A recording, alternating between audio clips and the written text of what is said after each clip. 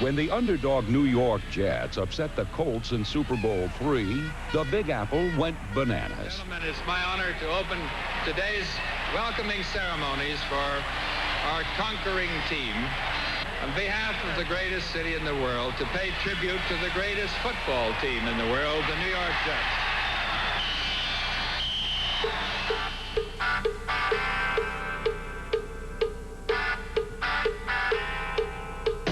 They were kings of the bright lights and the big city, but they were also a team with as much grit as there was glitter.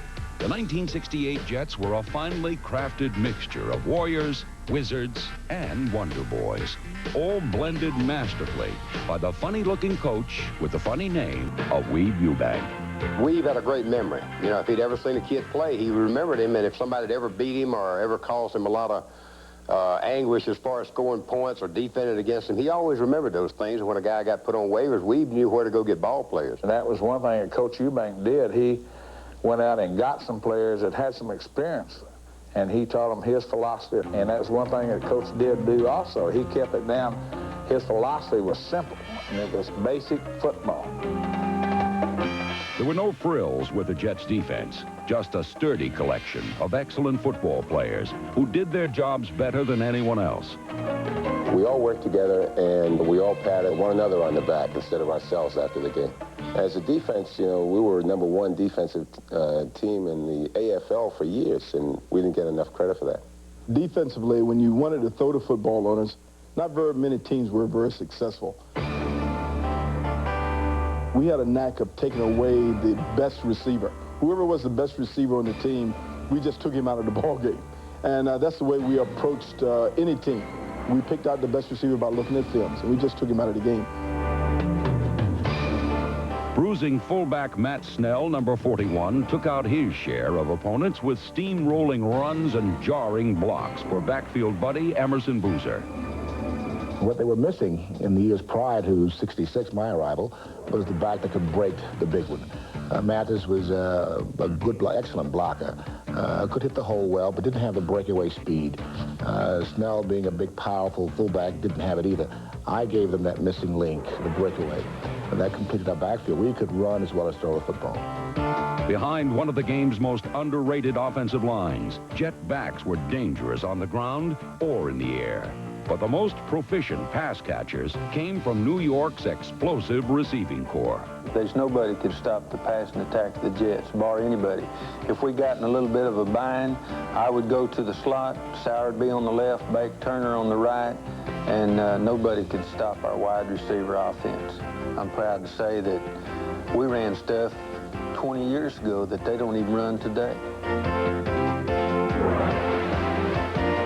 With Don Maynard and George Sauer, number 83, the New York Jets possessed the greatest pair of wideouts in the AFL, and their flamboyant quarterback was certainly the most celebrated passer in all of football.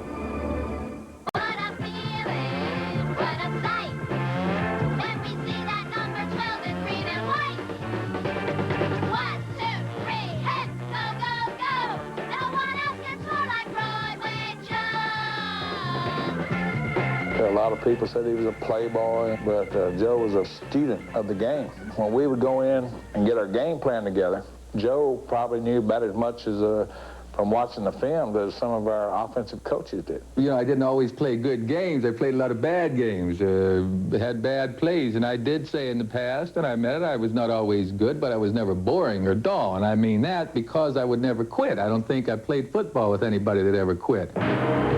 The Jets did everything but quit in the AFL championship game against the Oakland Raiders. In a seesaw affair that proved much tougher than their Super Bowl battle with Baltimore, New York won the title by coming from behind. In the second half, Maynard had come to Joe and said, "Now, Joe, whenever you want it, I can beat my guy deep." So we had needed it for a while, and then all at once, bingo, we're behind. And Joe, he gets down in there, he remembers what Maynard had said, and Maynard made a great play. Namath dropping back to pass. He is looking, he is going to throw long for Don Maynard. And Maynard makes the catch down to the 10, and he is dumped out of bounds on the 8-yard line. With time running out, Namath drilled the winning score to Maynard, and the Jets were on their way to Super Bowl III. The AFL's inferior image and the awesome record of the Colts made the Jets 17-point underdogs. But in reality, New York was a balanced, well-coached team that is more respected today than they were at the time of their greatest triumph. Namath on a handoff to Matt Snell. Snell at the